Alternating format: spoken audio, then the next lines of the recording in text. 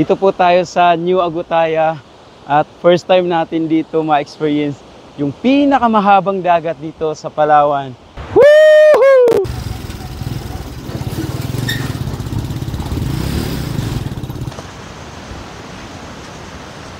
Pagka-live, pagkakabawang biyahe pa naman.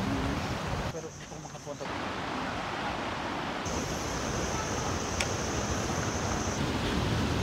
Sa mga kaibigan natin dito sa New Agutaya, they are very welcoming. Nag-enjoy po talaga ako dito kahit na isang araw lang tayo nag-stay dito.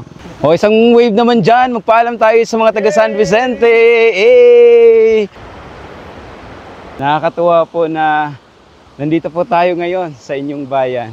At babalik sa lahat ng destinasyon dito sa Palawan, talaga naman pong may pagmamalaki nyo. Bawat munisipyo, iba't ibang ganda ang ibinibigay sa mga kaibigan natin na gustong ma-experience yung ganda ng Palawan.